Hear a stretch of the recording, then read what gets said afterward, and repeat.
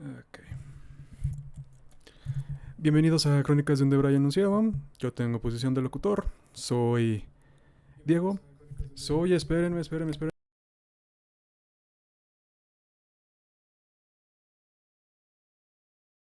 Hubo un problema con el feedback del audio, pero creo que ya lo solucioné, así que todo estamos bien.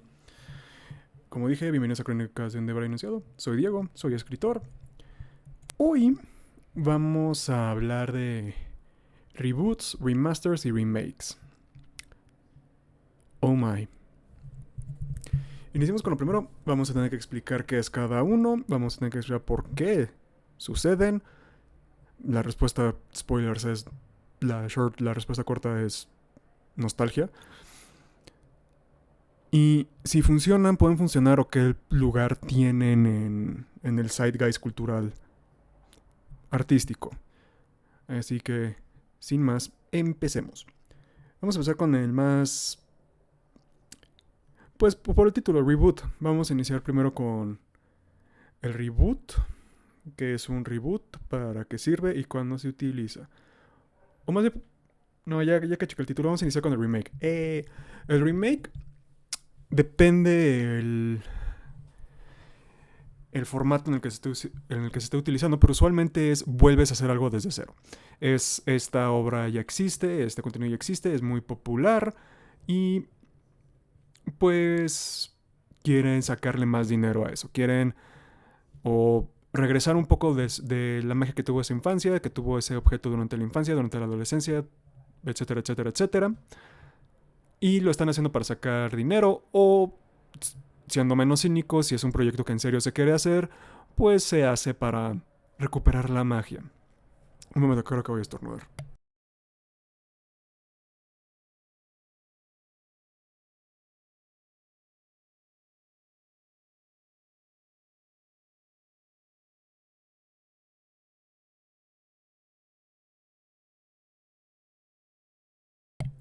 Sí, estornudé y tuve que enmutecer el micrófono porque nadie quiere oír eso. En fin, remakes.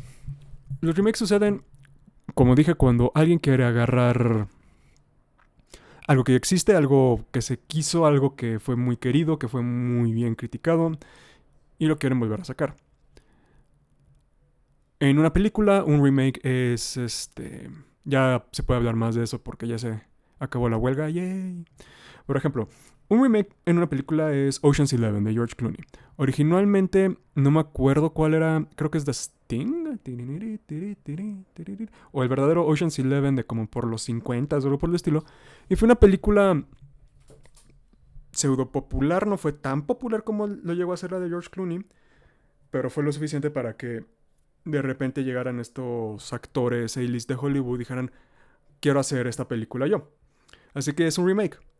Es la misma historia adaptada a tiempos modernos. Eso es lo que hay que entender que de un remake. Es una adaptación en donde la trama es básicamente la misma, solo que cambian elementos para que quede a tiempos modernos. Como están robando un casino moderno, eso significa que están adaptando a, pues, el casino moderno, al casino moderno de esa época. Más tecnología, más difícil, los, el equipo y la tecnología que utilizan no son más contemporáneos, todo ese tipo de cosas. Un remake tiene la consigna de que él tiene que respetar hasta cierto punto todo lo que hizo el original. Es realmente nada más cambiar los instrumentos, modernizar las técnicas para contar la misma historia. En teoría. ¿Por qué? Ahorita vamos a hablar. En videojuegos, uno de los videojuegos más famosos de todos los tiempos, uno de mis videojuegos favoritos, es Final Fantasy VII. Un día voy a hablar a profundidad de Final Fantasy VII, de por qué es de mis juegos favoritos. One day. Igual cuando salga Rebirth. Pero fue el primer Final Fantasy que salió bien, así con marketing y todo en el occidente. Fue un madrazo. Hizo a Final Fantasy posiblemente el RPG más famoso en occidente, de Oriente en el occidente. Más famoso que Dragon Quest, que Tales of Series, que todos. O sea, cuando uno piensa en RPG proveniente de Japón, o sea, de esa zona, piensan en Final Fantasy. Usualmente cuando piensas en RPG piensas en los tropos que puso Final Fantasy. Y Final Fantasy VII hizo muchos tropos populares. El personaje principal con amnesia, taciturno, que luego se volvió emo. Todo eso, un personaje complejo, una, la, las pérdidas y las tragedias, historias maduras, todo eso. Final Fantasy VII lo hizo muy popular y también deconstruyó mucho es que es un lobo solitario y realmente Final Fantasy VII mencionó mucho, sí, pero está actuando como un adolescente e inmamable. Es una vez, spoilers, que se recupera la personalidad original, que ya Cloud es un personaje agradable. No menos interesante, sigue siendo igual interesante, pero ya es agradable, ya es alguien que puedes ver como el líder del equipo. Y fue un madrazo. Según yo, si no me acuerdo, salió en... Fue antes del 2000. Sí, según yo fue en el 97. Sí, fue en el 97. A huevo. En el 97. Y siempre hubo rumores que se iban a volver a sacar que la versión para Play 3, Play 4, Play hasta sacaron el teaser de gráficas modernas mostrando a Cloud y... Oh, Dios mío, están haciendo un remake. Cuando salió el verdadero remake, Final Fantasy VII Remake, para PlayStation 4, fue lo que hicieron muy interesante es empezaron un poco a como preocupar un poco a la audiencia al decir, pues tenemos el primer disco solo se va a tratar de Midgar, la ciudad de Midgar, que es básicamente el primer acto de todo el juego, es justo antes de que se abra el mapa y el juego realmente comience. Entonces, ok, este que va, ajá. Vamos a cambiar drásticamente el sistema de combate, los actores, vamos a incorporar cosas de la compilación desde dentro para que todo sea un universo más coherente. Y es como, es, ok, empezó a ser como más preocupante porque Final Fantasy VII fue un juegazo, es un juegazo, sigue siendo una joya de juego. Lo que vino alrededor de Final Fantasy VII, que Advent Children, que Crisis Core, que Dirge of Cerberus, que todo eso, es de varios niveles de calidad. En su mayoría no son muy buenos. Crisis Core por ser es el más recordado, pero es porque tratan de un personaje muy bueno. Fuera de eso, la historia arruina un poco la historia del 7. Anyway, la historia fuera de Zack. Y luego lo jugamos. Y luego nos dimos cuenta que el título Remake sí lo tenías que separar. Porque porque técnicamente Final Fantasy VII Remake es tanto un remake como una secuela del original. Y aquí es lo más interesante, es redefinió la palabra remake en ese contexto, en ese género, en un videojuego. Ya, honestamente, yo ya no voy a ver la palabra remake y pensar si es un remake tradicional o es como un remake más Final Fantasy VII. Rehicieron la historia para hacer una secuela en el mismo tiempo de que el simple hecho de que es un remake, que es un relanzamiento, un rehecho de la historia, es parte de la historia. Hay entes que están intentando mantener el curso natural de la historia, lo que nosotros ya sabemos que va a pasar, los que nosotros ya lo jugamos, y los héroes al final logran romper esto, abriendo las posibilidades infinitas para Rebirth y para el tercer juego. A muchos no les gustó, a la mayoría nos gustó ese cambio porque algo que tiene que hacer un remake de cualquier manera es, o lo que busca o lo que quiere, es ser igual de aclamado, igual de interesante o que jale la misma cantidad de personas que hizo el original.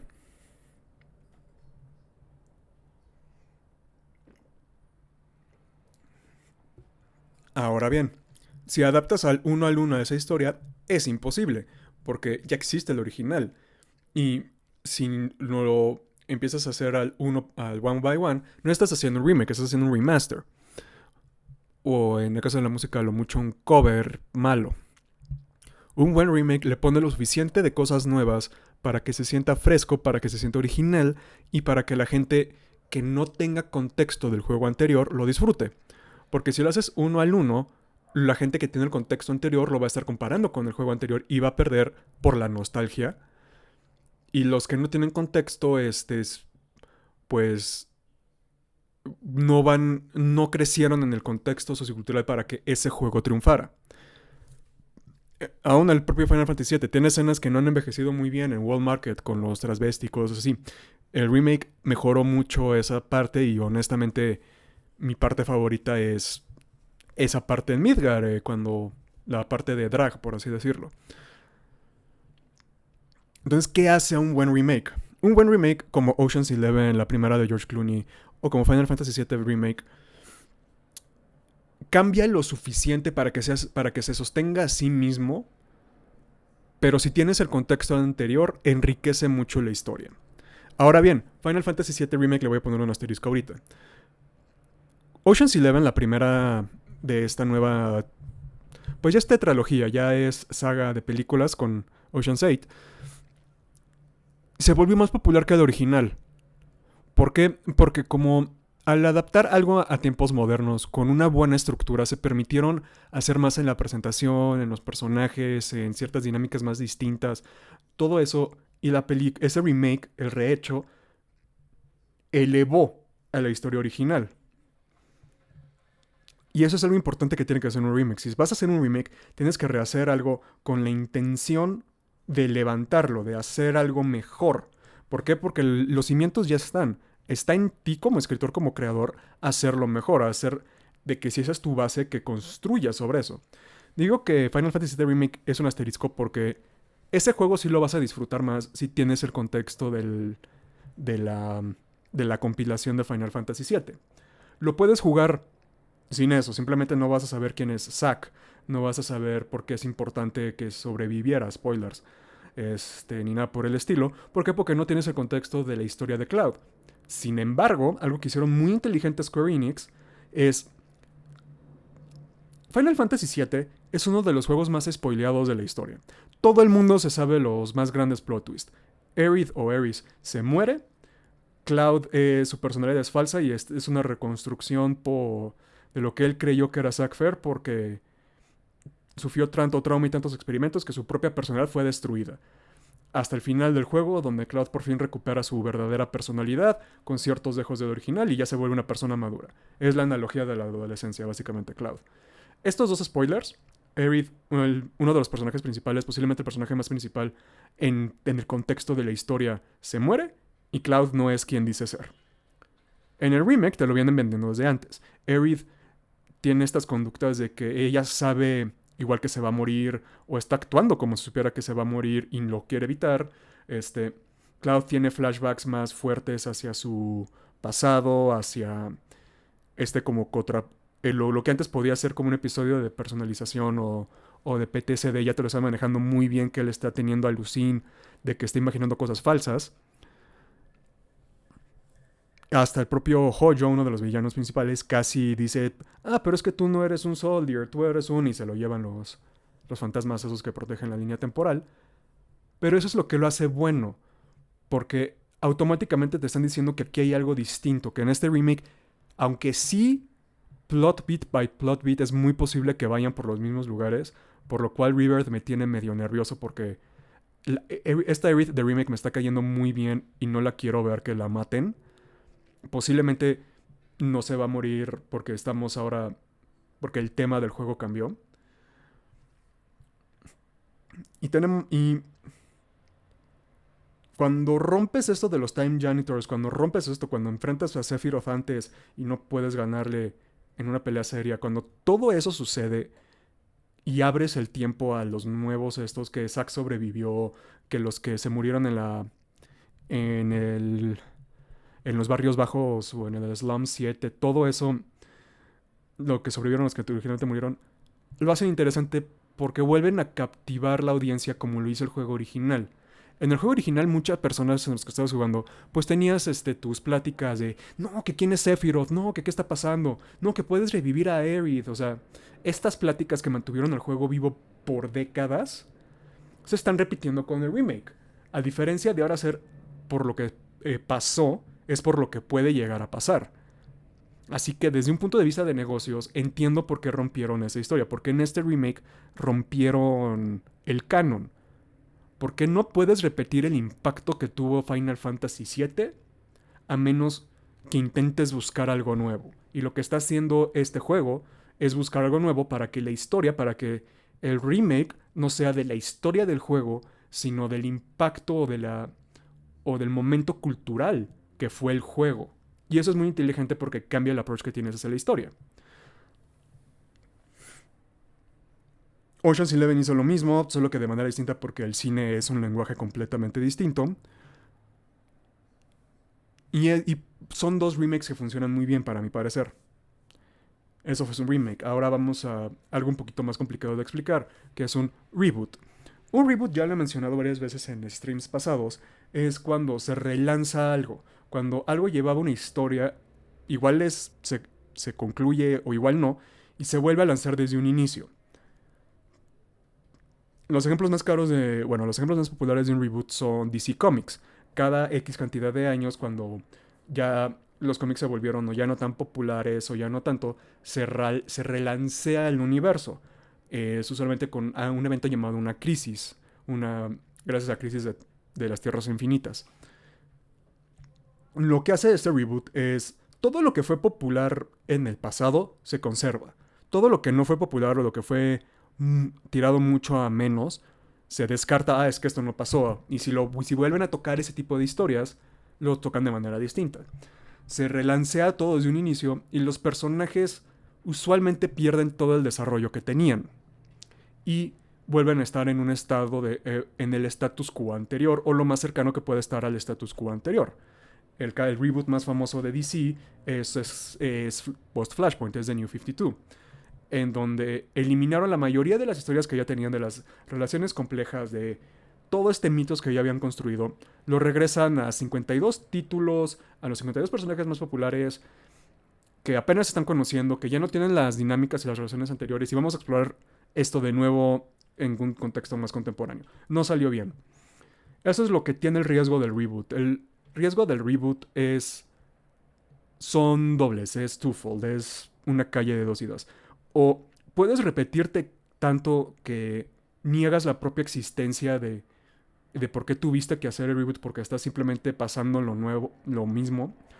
O haces algo tan distinto que ya no se siente como la misma obra, ya se siente como un universo alterno.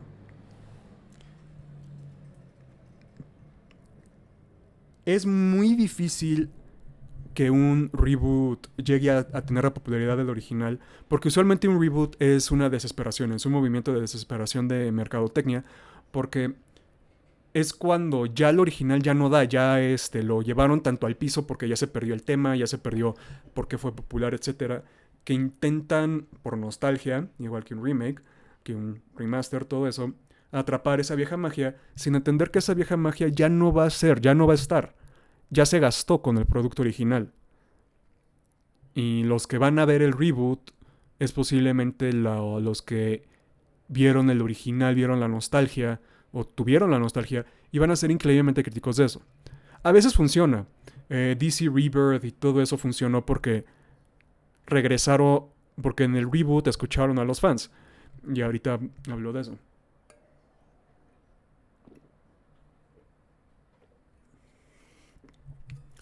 Un reboot puede ser muy cínico.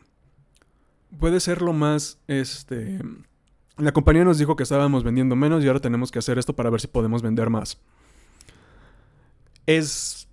No es lo más cínico, para mi gusto lo más cínico es el remaster. Y cuando llegamos a remaster les explico por qué. Pero un reboot sí puede llegar a ser increíblemente cínico en ese sentido.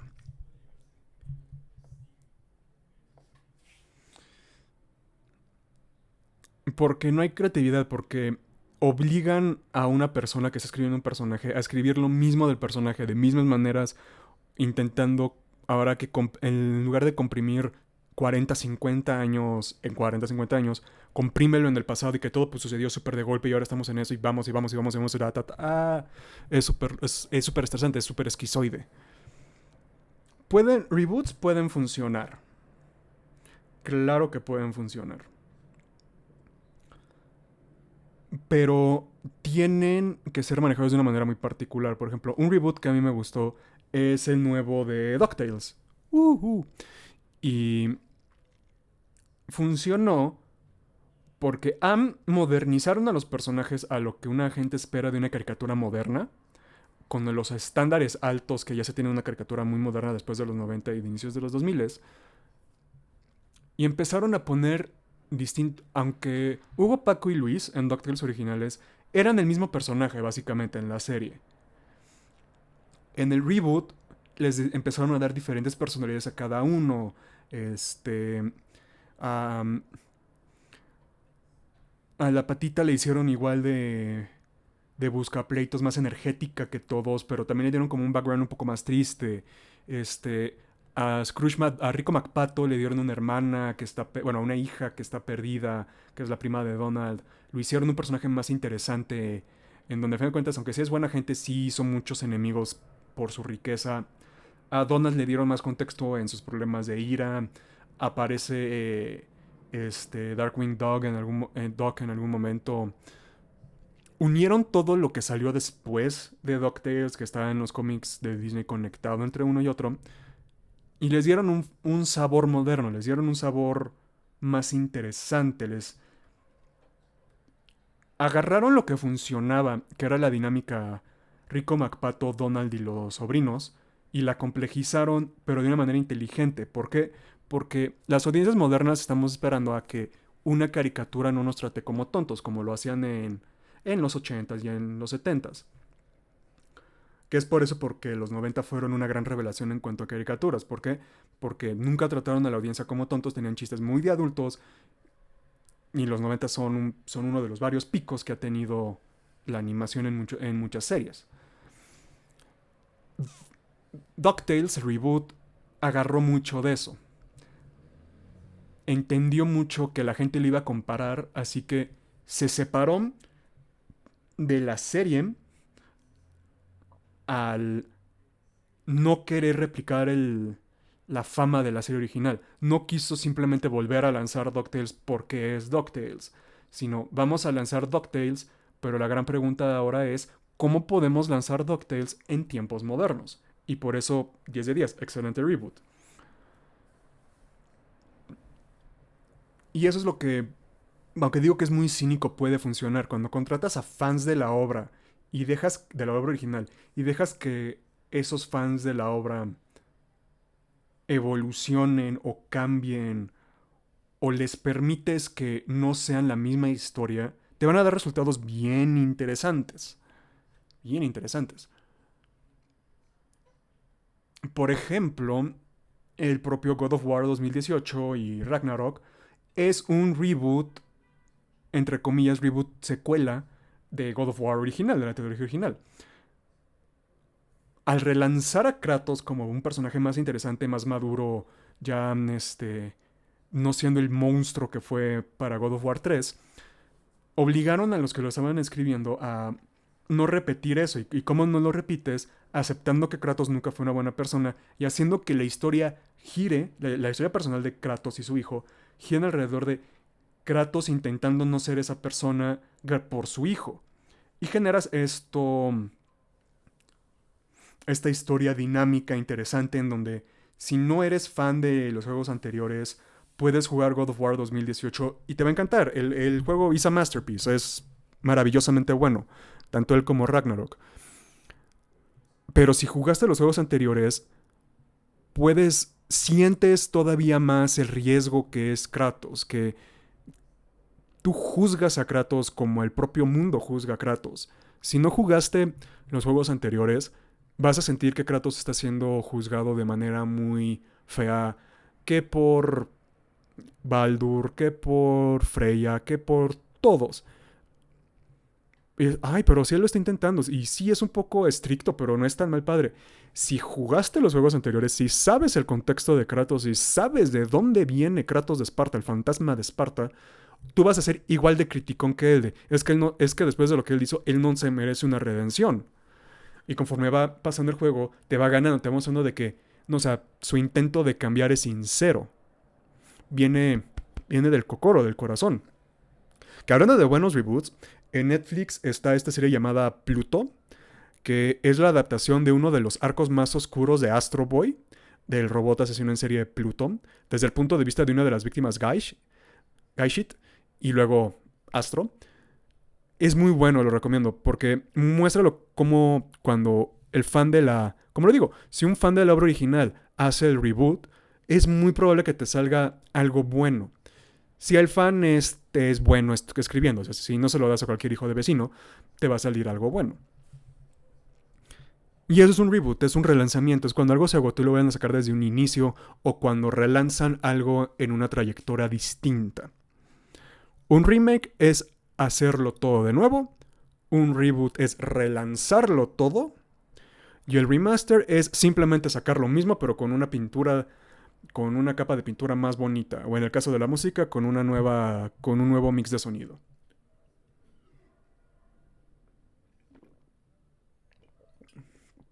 Y sí, para mí el remaster es lo más cínico que existe. Porque un remake puedes entender lo que hay que es el que para que funcione, remake y reboot tienen que tener una pasión detrás de ellos, una pasión muy grande. Si no funciona, o sea, los tres se sienten bien cínicos y nada más están por tu dinero. Pero un remaster, no importa cómo lo vendas, no hay cosa creativa en un remaster. Desde la música de, es que este es el remaster de 2014 y lo único que hacen es la misma grabación pero con un diferente mix, no hay nada creativo en un remaster. Es lo más barato, es lo más que puedes sacar para sacarle lana a los fans del producto. No mejoras el juego, no mejoras la calidad del juego en cuanto a juegos.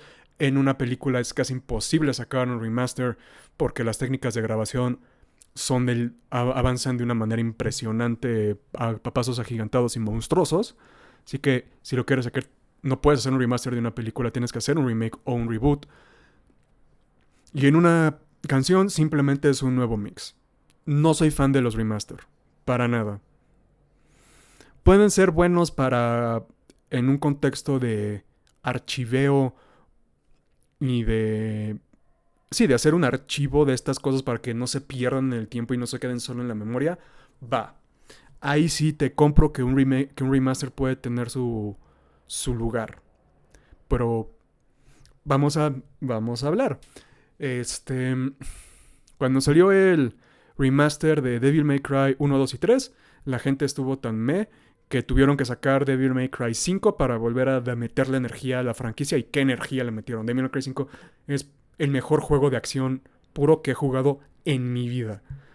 Y Devil May Cry 6 tiene unas botas increíblemente grandes que intentar llenar después de jugar Devil May Cry 5. Cuando sacaron el remaster del Prince of Persia The Sands of Time, Warrior Within y Two Thrones no se vendió tanto, pues porque la gente, como aún existía backwards compatibility en las consolas, pues si tenías tu disco de PlayStation 2 de Sands of Time y todo eso, pues preferías jugar eso, preferías jugar el original. ¿Por qué? Porque los remaster ya no tienen excusa del jank o de las cosas que no jalaran bien de las que tenía el original. Cuando el original salió, el Prince of Persia Sands of Time original, el sistema de combate era pésimo, es lo peor del juego. Pero se le perdonaba porque todo lo demás es bueno y porque no habíamos jugado Warrior Within y The Two Thrones que ya habían mejorado el gameplay y el sistema de combate a tal punto en donde pues cuando regresas ya es casi injugable a cómo estás acostumbrado, a cómo tu imaginación te lo decía. Un remaster no lo pinto en buena luz, jamás lo voy a pintar en buena luz, porque es simplemente intentar vender tu nostalgia y lo único que hace, venderte tu nostalgia, lo único que hace es mostrar por qué la cosa en el pasado es resaltar los errores y los fallos que tenían en el original, solo que ahora sin excusas. Si es para archiveo, por ejemplo, ya que el 5 no puede correr juegos de Play 2, pues ahí sí sacamos el remaster para Play 5 de Prince of Persia para que sea archiveo, para que no se pierda los anales del tiempo. Ahí lo puedo entender, pero no. O sea, no me gustan los remaster, punto. Mucho menos en música, siempre intento el recording original si puedo encontrarlo, que los remaster porque, no sé, si no me gusta comprar algo tan cínico. Pero ¿tienen su lugar los tres re? Claro que sí. Un remake te puede traer algo viejo, algo nuevo, con un sabor nuevo. Y puede hacer fans viejos, nuevos, de una cosa vieja. Puede darle nueva vida a una propiedad intelectual. Puede darle nueva vida creativa, le puede inyectar nueva energía a todo esto. Un reboot con un reboot puedes explorar nuevas ideas con la misma IP, teniendo un resultado similar a un remake de trayendo fans nuevos y haciendo que los fans viejos no pensé que se podía narrar eso. Un reboot bien hecho, su lugar es en el puede explorar nuevas cosas sin invalidar lo pasado. Un remaster, lo único para que, y sí me cuesta trabajo en pensar algo bueno para un remaster, es para que se conserve en plataformas modernas y que no tengas que perder lo viejo. Ahora ustedes pensarán, ¿que una nueva edición de un libro no es un remaster? Cierra tu maldito hocico maleducado y pon atención. Una nueva edición no es un remaster.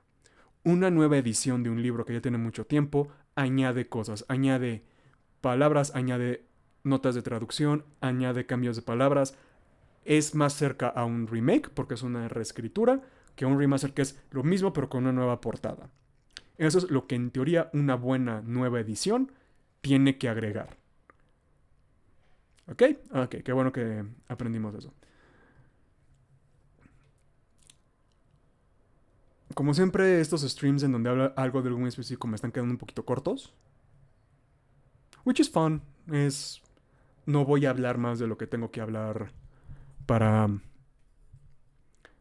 para traer el punto a luz.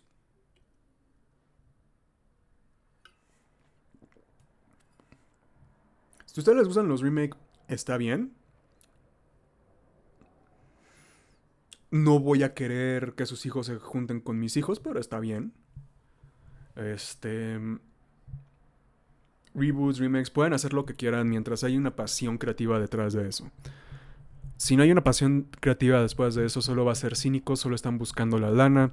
Y en este infierno capitalista en el que vivimos, lo que hoy necesitamos más en día es creatividad, es un genuino approach creativo a las historias, a los productos, a las cosas que contamos. Hi-Fi Rush este año es un ejemplo de creatividad muy bueno. El remake de Silent Hill 2 va a ser una basofia porque no lo está haciendo y porque ya sacaron noticias en donde se nota que no entendieron Silent Hill 2, que Konami no entiende Silent Hill 2. Pero no me quiero enojar en cámara. Todo remakes y reboots pueden funcionar solos que vengan de un lugar de pasión. Que se haga el esfuerzo de que no solo sea para sacar dinero, sino que cuenten algo, que añadan algo. Soy Diego, soy escritor, esto fueron Crónicas de un Debray anunciado. Los veo el jueves para hablar de no sé qué sé yo. Y igual nos empezamos a hablar ya de Game Awards, de los nominados, vemos la lista de nominados y vemos pues ahora sí que mis opiniones en la internet sobre si creo que sí se debe haber merecido, si no, por qué, yo que igual les hubiera metido, todo eso. Y algo más interesante que ya lo llevo hablando desde hace mucho tiempo, pero ya que tenemos a los nominados oficiales, vamos a ver sobre todo en Game of the Year, el juego del año, y a quién yo se lo daría y por qué. Desde un punto de vista de como escritor, como cuenta historias y como alguien que ha estado jugando juegos desde el NES y, bueno, no desde el NES, desde el SNES en casa de primos hasta la generación actual. Así que sí, los veo en jueves, tomen agüita, no se les olvide parpadear y... No, espérate, eso es del José Perrín. Tomen agüita, péguenle un rico y no es cierto, no... O sea, tomen agüita y sean buena gente y nos vemos el jueves.